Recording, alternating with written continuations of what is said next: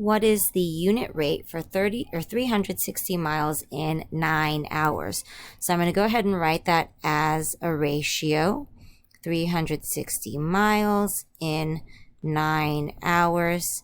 Remember that a unit rate means that we need to take the denominator down to 1. So I need to go from 9 hours down to 1 hour. So what can I do to 9 to make it 1? Remember that when working with ratios, you are either multiplying or dividing.